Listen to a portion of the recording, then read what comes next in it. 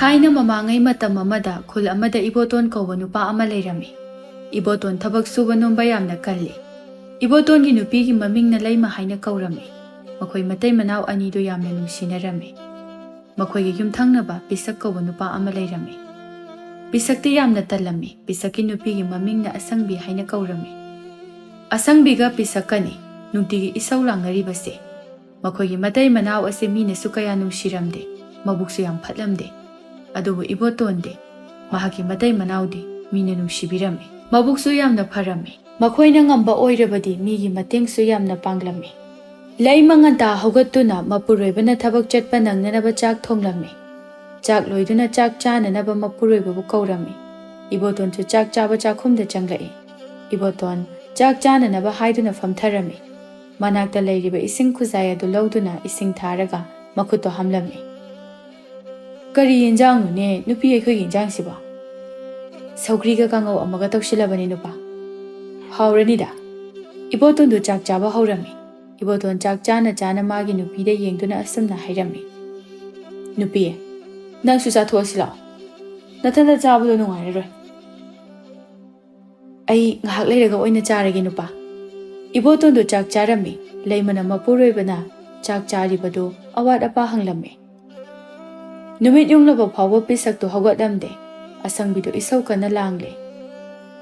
Yamna tanma nupa sibu karino ba? Numit yung laba phawa hek hogataba sibu. Masine hek hogapaga. Nupi ekhoi gi chak loirabra hana hangakadoribani. Kadaidagi chengna chak thongani haibadi khangloi. Cheng hawaise mathaktagi thadarakpasi mangairi. Asangbido isaw langlangduna thabak loisille. Pisak su magi nupi gi isaw adu tabada hogalaklami. Pisak mapanda thoraktuna magi nupi da asumna hairami. Nupi karino nongalakbo isaw hana tawrisiba. Ai itaw iboton gane chingda singchan ma chakadabani. Chak to loiradi thinanaba tawro. Ho kadaidagi chak no. Nangna di cheng hawai ngari thum morok watanaba imung asida paiduna thambanina. Nangna tomba hogalakpada aina chak loiraduna thiraga thangjila ani ye. Akhoi gi cheng leitrabrani nupi. Cheng do leitrabadi itaw iboton hoida kok chatuna hangluba yadro. Ho ngamjadre ai sibu chakni bi oina ururabra. Nakhoi gi yomasida hek lakpadagi aise nungaiba phangdrabani. Ipamda leiringaida nungaibado amuk phanglaroi ko. Nupi nangna ngangliba mayamdo ai taningdabana loiri. Nangi isaudu taraga legadabagi saru itaw iboton howragane chingda singjalubana phagani. Ase haiduna pisakto imungda changkhe thawriga singjanga poduna imungdagi thorai. Ho nupigi isaw taningdrabadi ne seldu pusinbiro adu oirabadi aisu isaw langoi. Pisakto magi nupina ngangliba adu tarabasu karimata khumlamde. Pisak ibotongi manakta laktuna chingda singchanba chatnanaba hairami. Ibotonga pisakadu chingda singchanba laklami. Makhoigi khul aduda chaurel kauba ahal ama leirami. Chaurel gini haibada kanasu leiramde. Chaurel ahal yamna oire. Yumaduda chaurel matomta leirami. Ibotonga pisaka lakpadu ubada chaurelna ibotonga pisakada yengduna asumna hairami. Nakhoi anibu chingda singchanba chatlibro. Chingda singchanba chatpa oirabadi nang khuragine sing khara pubiro. Khuradi ahalgi matam oirabanina chingda kaduna sing thiba sungamdre. Pisak sauna. Nangna ahal oibadubu ekhoina ohenbro. Ekhoibu nangi minairo. Nangi sing thirakpaga ekhoi ngamoi. Ibotona pisakta asumna hairami. Pisak nangna haidubu kaino. Ibotondu chaurelda yengduna. Khuragi singdo ai purage. Pisak ibotonda yengduna. Iboton karigino nangna aina ngamoi hairamaktada ahal sigi sing purakani na hairidi. Itaw pisak khuradi ahal su oiri. Chingda chatuna singchan basu ngamlore. Chingda chatlaga sing khara thibibabu kari kaigi. Ase haiduna makhoi anido chingda chatuna singchalami. Singchanba loiraduna makhoi anido halaklami. Chaurelgi yum yaurakpada ibotona khuragi singse kadaida thanamuge. Iboton singdo imungda amukta thambiramuba. Pisakna masigi ahal se kayadano yenguni. Phamba chalaga hippa chale haibaduni ne. Khara leirabadi chak phawba sairaga inbiu hairakadawrine. Itaw pisak nang sidiba. Nang sidangakta leiramuko. Ai singse imungda amta thamnukhige. Ase hairamlaga ibotondu imungda changkhi. Pisakna Chaurelda asumna hairame. Mingonda yelaga leidu saro ahal sufana yamna oiri. Sigi haraga kok sikrodana. Pisak. Khurasu mingonda yening manatene. Khurasu upai leitabagi hairibani. Ibotonsu imungdagi thorai. Khura, singdo chakhumda thanamabani. Adudi aikhoy amuk chananaba tawragi. Hoi, chalo. Ibotonga pisakka du kaithelda laktuna sing adu yolame. Sing yonbagi paisa aduna cheng amadi hawai kaya marum leirame. Aduga makhoi ani mayumda halaklame. Asangbidu magi nupa ubada asumna hairai. Kaino asyam kubirai sibo. Aidi heloinaga chengkhrabai khaluri. Nangi isau tagadabaki mahutane. Heloina chengkhibaduna bu hena phare. Hairuragana aibu isau langbi hekta tahanbiba. Aine isau langlibase langningdana langiro. Puk lamlabadi isau langba haibase masana tabane. Yare kaidawragi nupi. Kharanaga wabane. Ay ngakta pothagi. Nang su chak to thongnaba tawruro. Chak chadabagi chak lambana su yadre. Asi harimlaga pisak to imung changkhe. Asangbi sumagi nupana leirakliba cheng hawai aduda yengduna. Sina kayam kuina chana doiba. Hayengdi cheng hawai leire haiduna singchanba amuk chatlaroi. Aidi masigi nupasiga punsi chupa leimina doise. Othokna waga dawrida. Asangbidu isau langduna chak to thonglame. Chaurel Makhoi khula duda cheng hawai yonba dukan phamba maipak ki yumda laklame. Maipak to Chaurel lakpadu ubada sumna hairame. Khura, kari lauge haibano? Ibungo maipak, chenga hawai ga khajikta lauge. Khura na chenga hawai ga lauge hairibadubu khura bu sel yaurakpro. Maipak, khura di sel yaurakdene. Sel yaudradi kadaidagi cheng hawai piba yadoino. Cheng hawai lauge hairabadi sel puraga lao aduga pige. Khura se sel amata leitadana tawbani. Yaragadi cheng hawai kita piyo. Khura, aina yoliba posinga se lemna lauraga yonba nate. Aina mingondagi leiraga yolibani. Khura na sum lemna laurabadi aidi kamai tawgadoriba. Chaurel na maipakta cheng hawai khara pibinaba hairabasu maipakna pibiramde. Chaurel do yamna nungaitana chatkirame. Mathangi numitni Chaurel do maipaki dukanda amuk laklame. Maipak to Chaurel ubada yamna sauna. Masigi ahalse mamai se kayada ikaiba khangjabano. Ngarang ta ngangkhibada ngairi ngasi amuk laine. Ibungo maipak. Khura ngasidi niba lakpa natene he. Chaurel do furikha adudagi sanagi senek ama puthoktuna maipakta pirame. Se sina cheng hawai ngari moro khara piro. Maipak sanagi senek adu ubada yamna ngaklame. Khura, sanagi senek asidi khura di kadaidagi lauriba. Chaurel momon noktuna pumnamak ase isorgi thaujani. Cheng hawai do piro thuna chatlage. Maipakna cheng hawai thau thum ngari morok pirame. Chaurel so maipakna pirakliba sing adu puduna chatkirame. Ibotondo chingda singchanba chatnanaba pisakpu hawba laklame. Pisakna Itaw iboton ngasidi ay chatlaroige nang chaluro. Ay ngasidi hakjangse kaya nungaite. Itaw isangamde hairabani na phari potharo. Adudi ay chatlage. Asi hairamlaga iboton do chatkirame. Iboton hek chatkibaga asangbidu imungdagi thorai. Asangbi magi nupada yengduna sumna hairame. Nupa, kaigino chingda singchanba chatrabade. Hayeng phawbagi chaningai cheng leiramkhini. Cheng leitrakanda chatlaluri gaino. Ay ngakta pothagi yam langano. Nangno potharaga adum lay nangi na tao iboton sina. Suba nomba kanmanina magi nupi se sanaga siradana kayada nungai na leiribano. Pisakto magi nupigi isaw taningdraduna yumdagi thoke. Madu uraga asangbidi amuke hena saunginglame. Pisak maipaki dukanda laklame. Pisakna maipakta asumna hairame. Maipak, khura Chaurel dubu nangi dukan sida niba dumuk laklibra. Handakti khura Chaurel do sanaga yamna khulabra khangdi. Sanagi senek amamam puduna adum lai. Aingonda sanagi senek ama piraga pot khara puraga adum chatki. Aremba selga hairakte. Maipakna hairakliba wado tabada pisakti ngakpana loire. Madi kadaidagi sanagi senek do. Adunini aina khalisiso. Pisakto wakhal ama khalame. Pisakna tumina laikhibaduda Maipakna pisakta asumna hairai.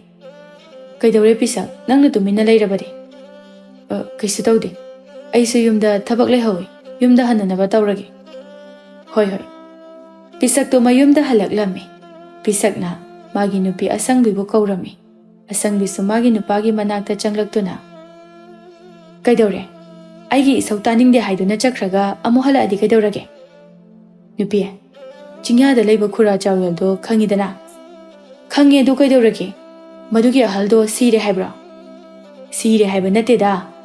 Asi haiduna maipakna tamlokpa pumba pisakna magi nupida tamlami.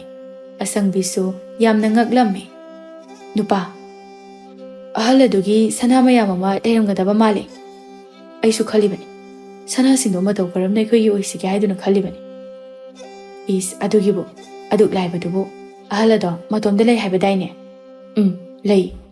Adudi ahaldugi manakta leiduna matam khara ahaldugi seba tawduna leisinaru.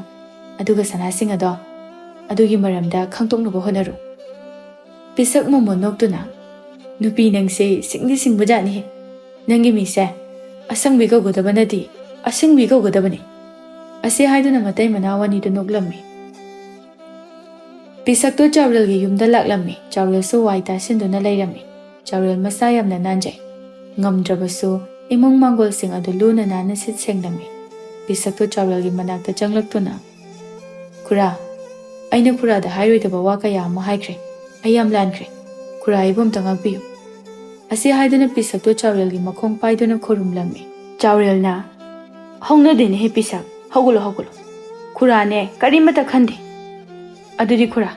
Aina taukiba pap mayamdo koknanaba. Ai ngasidagi kuragi nakta leiduna. Kuragi seba taujarage. Masimatadi kurana yabiyu. Chaurel na pisak na hairibatuda yarami. Pisak to harauna. Kura waisi ai tasilage. Kura pothaduna lebiyu.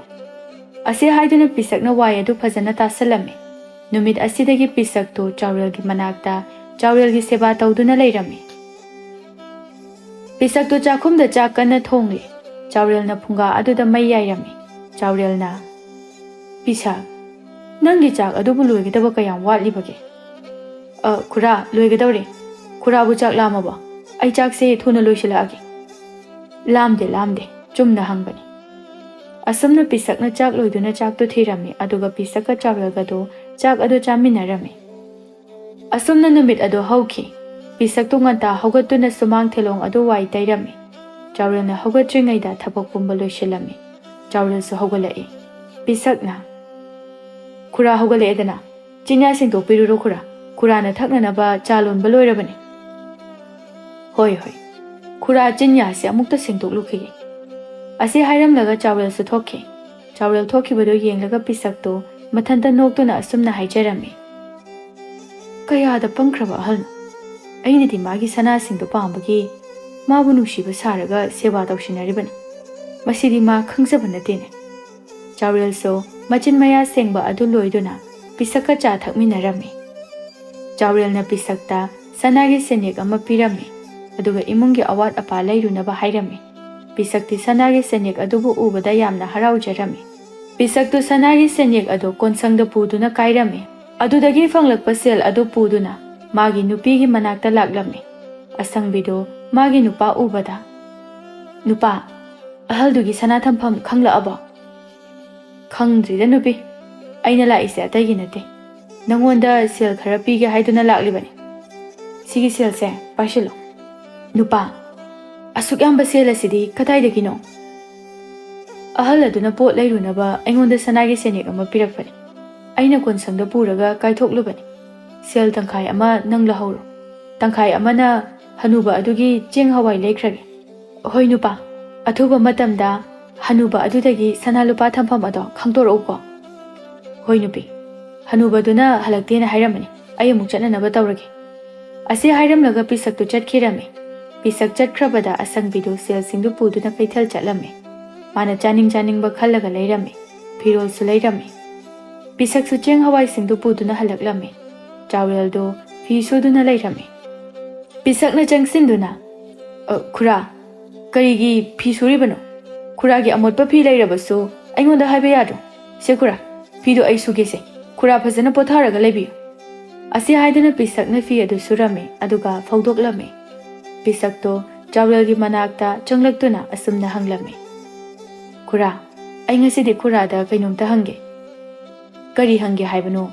Nangna hangningdibado khurada chingnadana hang. Khurana aingonda pot leinanaba sanagi senek amamam piribase. Kadaidagino khura? Khuragi sana yamna leibra. Chaurel noktuna. Khuragi sana amata leite. Pumnamakse Ishwar mana pibibani. Chaurel na asengba haidabatuda pisakto yamna sauninglame. Adubo magi sauningbadu uthoklamde. Pisakna Chaurelgi seba tauduna leiba tha manga hairakle. Chaurel so ahal oibagi masadu yamna sonjelle. Pisakto ngasidi asengba khangdaba yade khalladuna Pisakna Chaurelda asumna hairai. Khura, hojikti khura so hakjang yamna sonjelli. Aduna khuragi sana thamphomda aingonda haibiramo. Pisak, aigi sana amata leitene he. Nang khurana hairibase asengbani ne. Pisak sauna. He hanuba, aina asukoibase nangi seba tauribase. Nangbu nungsibagi seba tauba nate. Sana singdu pambagi taubani. Sana leite hairabanina sigera changira. Ngasidagidi hanuba nangna tomta yumsida lehoro. Ase hairamlaga pisakto chatkirame. Chaureldo matomta yumduda leirame. Pisakna yumda halakpadu ubada asangbi harauna magi nupagi manakta changlaktuna. Nupa, hanubaduna sana lepham taklaba. Kadaidagi taklakpanuda, kamai khangmanuda. Nupi, hayu haiba yade. Sanaga leirangwadaba mande. Matei Manao wari sanarame. Ibotonga pisakado umangda singchanba chatlame. Nongma ibotondo mathanta chatlame. Chaurelgi yumdagi nahebagi khonjel ama taraklame. Iboton chatlambado leptuna asumna khalame. Khuradubu handakti mapan tholokpa ude narajalane. Ayamukta changduna hanglukige. Asi khanduna ibotondo ahaladugi yumda changi. Chaurel magi phamungduda hiptuna naheduna leirame. Iboton Chaurelgi manakta changlaktuna.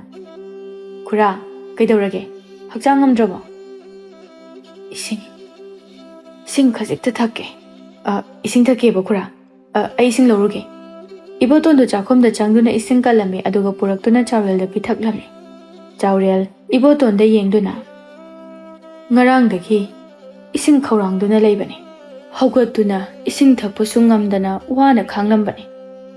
Nangna ising pithakle. Khura se kuina su punsigadaba mandre.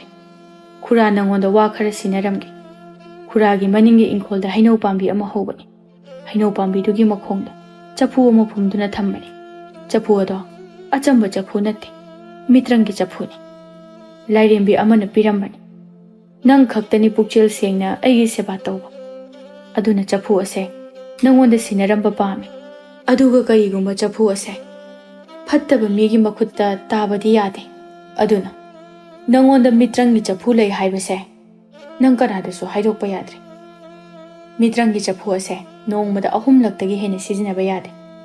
Ahumlak helabadi fattaba oirakani. Chafu asibu cheksina tham. Ase hairamlaga Chaurelgi aroiba oiki. Ibotona Chaurelgi aroiba mathau mangam pangthoklame. Iboton chafu adubu puduna mayumda puraklame. Leimado magi nupana chafu ama puduna lakpado ubada. Nupa, kadaidagi chafuno pubirei sibo? Hai, chinyada leiba khura Chaurelna piramani. Icham chambu chafu nate. Mitrangi chafuni. Khura Chaurelda lairembi amana pirambani haina su hai. Nupa, ai imungdamta changukige.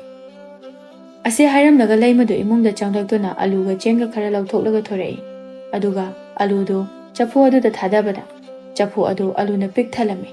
Madu ubada Matei Manao anidu yamna haraurame. Cheng adu amu chafu aduda thadarame. Chafu adu chengna pik thalame. Madu ubada Matei Manao du yamna haraurame. Leimana. Nupa, cheng hawai alu singse aikhoi loina chaba ngamloi. Amta puduna yonthokpiru joba. Hoi hoi nupi, ai yolurage. Iboton du cheng hawai alu adu yonba chatke. Iboton maipaki dukanda cheng hawai alu adu puduna laklame. Tamaipak, cheng hawai alu lohogera. Nang dikadaidagi cheng hawai alu no. Tamaipak logadaba oiragadi lahoro. Lauridaba oiragadi atopada yolurage. Lauge. Ase haiduna ibotona purakliba cheng hawai alu adu maipakna laurame. Ibotonsu sel kharadu puduna mayumda chatkirami. Hojikti Iboton chingda singjanba chatkidre. Mitrangi chapu aduda cheng hawai haptuna nongalaga maipaki dukanda yolami. Asangbido magi nupa pisakna tumliba ka aduda changlaktuna. Kayada nungaina tumduna layibano nese. Ngasi aina sauraktana ising batina malauraga soidana haijangani. Adu oirabari ma tumniba ma. Asi haiduna asangbido isau langlami. Bisakso magi nupi isau aduda tumba yadra male hawgalaklami. Kaidawri nupi. Mapanda isau langbadagi kamu yawsalaisina. Ho hawjik thongnanaba cheng laiti. Cheng do laitragana itaw Iboton hoidagi cheng khara laurjodana. Kona amuk singge hayo. Ho ngamdre hangmandana ikairi. Chingda singjanbasidi oiraroi. Huranba chakiraga chalo. Nupi. Haigumadana huranba chapanabu hena pharani. Aikhoigi cheng laitre harabanina ai itaw Iboton hawraga chingda chatuna singchalugi. Aigi thawriga singjangado anta puthoro. Asangbisu singjanga thawriga do puthore.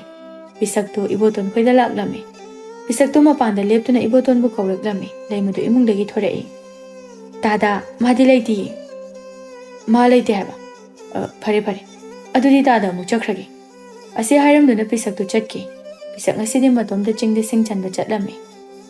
Iboton di mitrangi chapu adugi mapandagi nungairami. Iboton do chingda singchanbasu chatkidre cheng hawayonduna nungairaklami. Nongma Iboton gi yumda ahal nupi ama laklami. Iboton di lairamde. Ahal nupi aduna laimada yengduna sumna hairami. Bema, chana na bakajikta pibiyo. Aigi isu amale. Masado yamna kanna na aduna le. Ngarangdagi karigumba amata charaktre. Laimado ahal nupi dugi wadu tabada nungai jaramde. Ima, ngakang lebiramo. Ay imungdagi chaba yaba khara lauthok charukige. Hoi hoi ichanupi. Ima lairambagi. Laimadu imungda changduna chaba yaba kari no khara puduna mapanda thoraklami. Ima, khawsida cheng hawai khara yawbani. Ima silsiga paisinbikho. Imagi isunai haibado. Sina imagi isugi anabado. Amaiba makawraga yengbiyu. Anaba kuina thamjinba phatte. Ichanupi, silsidi yarani. Ichana piriba cheng hawai se oina laurage. Imana selase lautrabadi nacha yamna nungai hawraro. Selase laubiyo ima. Ahal nupi aduso laimana piriba seladu laurami. Ahal nupi aduna laimada yengduna sumna hairami. Pukchil chawbi ichanupi. Nahak putaibang sema mapu mahakna. Matam kuding magta thawjanbiba oirasana. Ahal aduso laimada thagat wahai khara hairamduna chatkirami. Nungtelgi matam yaurabada Iboton sumayumda halaklami. Iboton magi nupida yengduna asumna hairami. Nupiya, nangbu chak loirabro. Loirade thinanaba tawrone.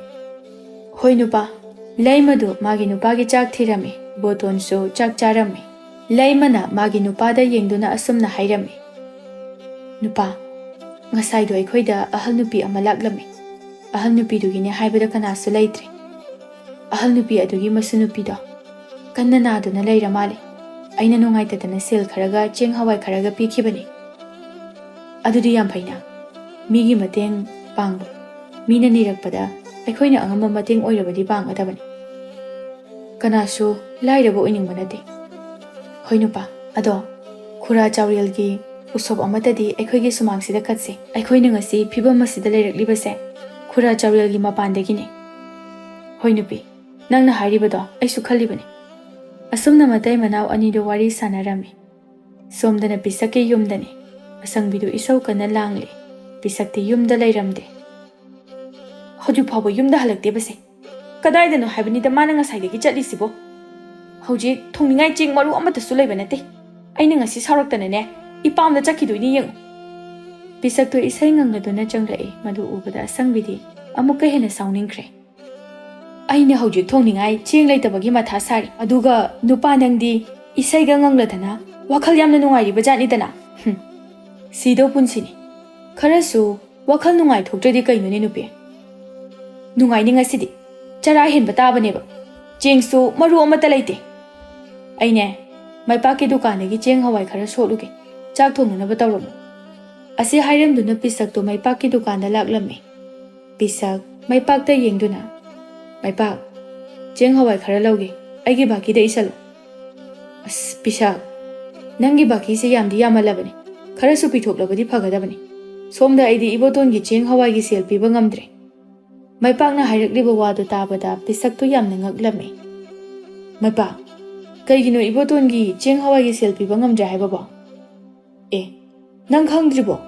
Iboton do cheng hawai karbar tawrabani. Madi sel ga yamna pairabani. Maipak na tamliba pawdu tabada Pisak to asumna khalame. Aduna nidana handak aina chingda singjanba chase haibada mana yadribaside. Mathaw karamna cheng hawai karbar tawribana. Ai asengbudu khangdoktaba yadre. Pisak, nangi cheng hawai haibado sida leire. Ado ngasi nongmani ni sida sel atonbado khara singtoro. Natradine posot papiraroiko. Pisak so kari su khumlamdana mayumda halaklame. Mayum yobaga magi nupida tamlame. Asangbina magi nupada asumna hairame. Nupa, Kura Chaurelna magi sana singdo ibotonda soidana piramgani. Aina khali.